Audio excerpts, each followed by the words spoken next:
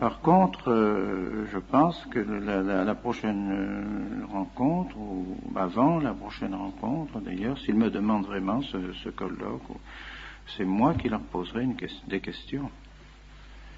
C'est moi qui les interrogerai. Oui, pour leur dire, quelle église êtes-vous? À quelle église avons-nous affaire? Moi, je voudrais savoir si j'ai affaire à l'église catholique ou si j'ai affaire à une autre église, à une contre-église, à une contrefaçon de l'église. Or, je crois sincèrement que nous avons affaire à une contrefaçon de l'église et non pas à l'église catholique. Pourquoi? Parce qu'ils n'enseignent plus la foi catholique, ils ne défendent plus la foi catholique.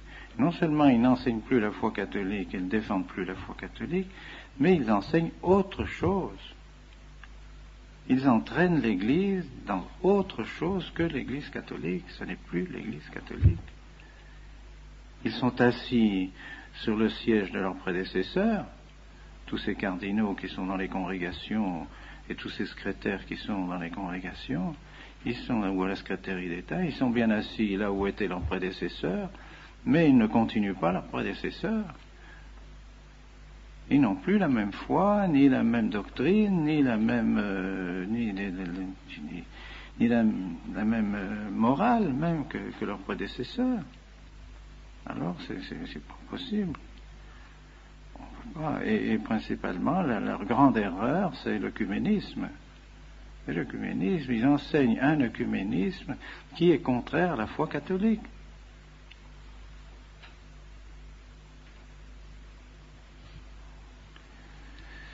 Et je dirais que pensez-vous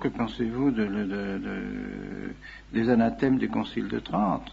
Que pensez-vous des anathèmes du Concile de l'encyclique Auctorem Fidei sur le Concile de Pistoie? Que pensez-vous du syllabus? Que pensez-vous de l'encyclique sur Immortale Dei du pape Léon XIII? Que pensez-vous de la lettre sur le sillon par le pape Saint-Pidis, de l'encyclique Quas Primas du pape Pie XI, de Mortali Humanimos du pape Pie XI, justement contre l'œcuménisme, contre ce faux œcuménisme, et ainsi de suite. Enfin, pensez-vous de tout ça? Qui me répondent s'ils sont toujours d'accord avec tous ces documents des papes, avec ces documents officiels qui définissent notre foi. Ce ne sont pas des documents quelconques, ce ne sont pas des allocations privées ou des conversations privées des papes, ce sont des documents officiels et qui engagent l'autorité du pape. Alors moi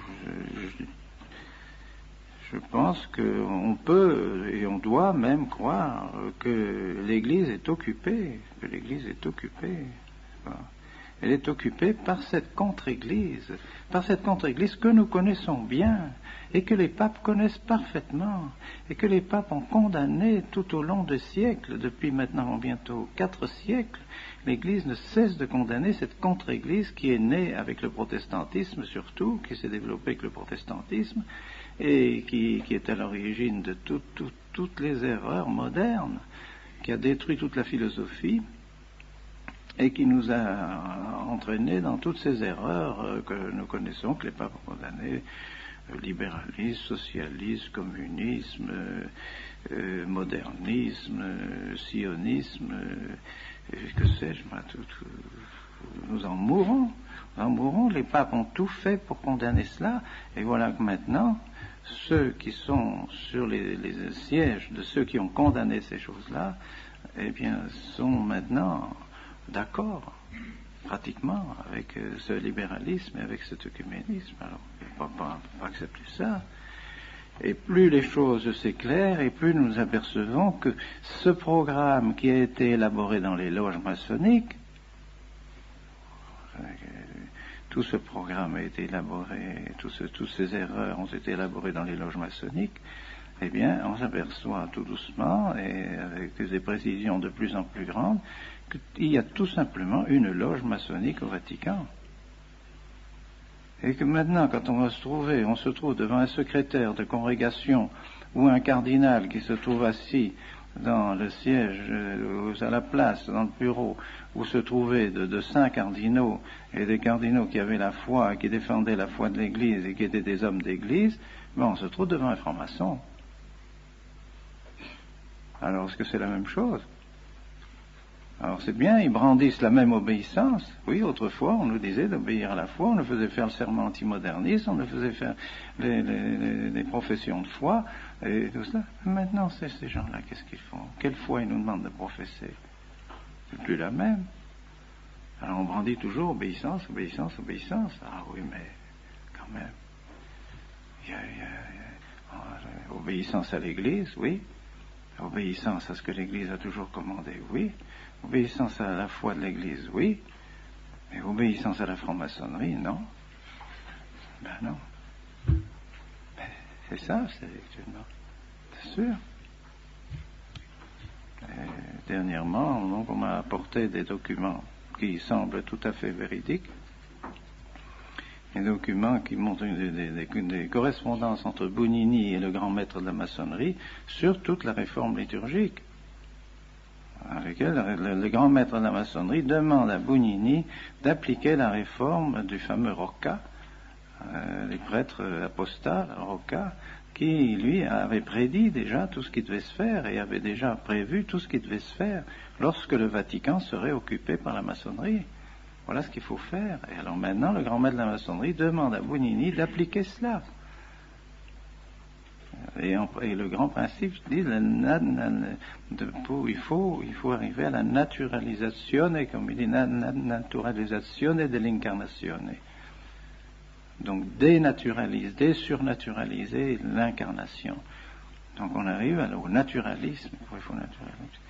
Et que cela, il faut appliquer les principes de la langue vernaculaire, de la démultiplicité des rites, de la multiplicité de la liturgie, pour rendre la liturgie complètement confuse et mettre la confusion partout. Et les oppositions entre les différents rites. Alors Bugnini répond qu'il est tout à fait d'accord. Il est tout à fait d'accord pour cela, mais qu'il faudra un certain temps, il faudra peut-être 10 ans, mais en l'espace de 10 ans, il y arrivera, et que la confiance que lui accorde particulièrement le cardinal Lercaro et même le pape Paul VI, avec cette confiance qu'il a, il est assuré de pouvoir arriver à ses fins.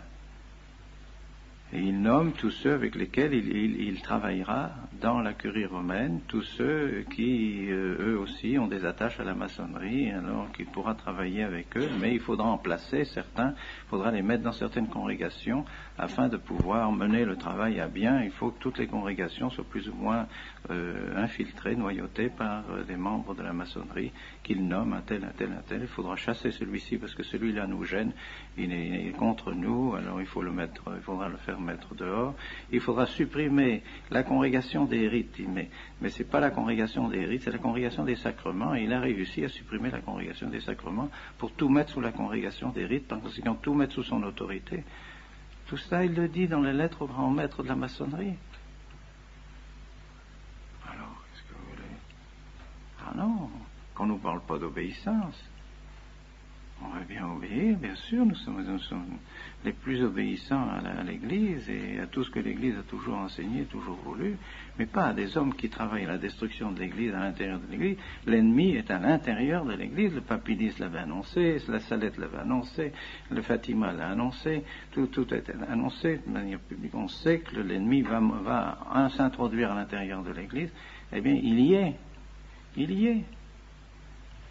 Alors qu'ils ne viennent pas demander, il faut arrêter les ordinations. Qui demande d'arrêter les ordinations? Qui demande de ne plus faire de bons prêtres? Qui? C'est Saint-Esprit ou c'est le diable? C'est clair, quoi. C'est clair. Est-ce que un pouvoir normal dans l'Église peut demander à un évêque de ne plus faire de bons prêtres? Est-ce qu'un pouvoir normal dans l'Église peut demander une chose pareille? Peut demander de supprimer les séminaires, des séminaires qu'ils savent, bon, ils le savent, ils l'ont dit, c'était des bons séminaires. Ils savent que la doctrine qu'on vous enseigne est la vraie doctrine. Ils le savent. Ils l'ont écrit. Ils savent parfaitement.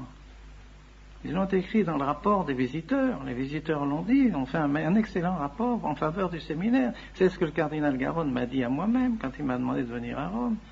Il a dit, oui, le rapport est bon. Nous savons que le séminaire est bon, etc. Alors, pourquoi fermer le séminaire? Tout simplement parce que nous ne voulons pas suivre ces orientations maçonniques de l'œcuménisme et toutes ces orientations nouvelles qui ont été forgées dans les loges maçonniques. Alors on veut fermer le séminaire. Mais non, c'est pas possible. Ça vient pas du Saint-Esprit, ça vient pas de l'Église. C'est pas l'Église qui nous demande de fermer le séminaire. C'est pas l'Église. C'est pas le pape en tant que pape. Ce ne sont pas ceux qui sont avec eux en tant qu'ils sont vraiment les successeurs de ceux qui étaient avant eux, non. C'est une loge maçonnique qui est arrivée à pénétrer à l'intérieur du Vatican, qui mène tout, et qui évidemment ne peut pas nous sentir, c'est clair, c'est évident, que nous faisons obstacle à leur plan de destruction du sacerdoce, de destruction de la messe, de destruction de la liturgie, c'est évident, c'est évident. Alors est-ce que nous devons obéir? Moi, je crois en conscience devant mon Dieu. Quand il me dit réfléchissez bien en conscience devant Dieu ce que vous faites, ben oui, j'ai tout réfléchi devant mon Dieu. Si je me trompe, que le bon Dieu me donne la lumière pour me montrer que je me trompe, je ne crois pas. Je crois vraiment que en faisant ce que je fais et en ordonnant les prêtres que je vais ordonner, je crois que je sers l'Église.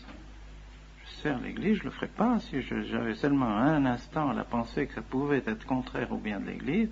Je m'abstiendrai bien sûr de faire des choses pareilles, c'est trop grave. C'est bien le contraire. Enfin, les faits sont évidents maintenant. Les effets de cette réforme et de cette persécution de l'Église à l'intérieur de l'Église sont clairs, tout le monde. Ça devient de plus en plus clair. Il suffit de lire la documentation catholique à chaque fois pour s'apercevoir combien les idées fausses sont infiltrées dans les documents épiscopaux, dans tous les documents, toutes ces commissions théologiques. Lisez celui qu'on m'a donné à midi, une commission de théologie. Mais c'est plein d'erreurs, plein d'erreurs. C'est un esprit faux, un esprit qui n'est pas du tout l'esprit de l'Église. Alors, c'est pour ça que nous n'hésitons pas un instant et j'espère que le bon Dieu continuera à nous bénir.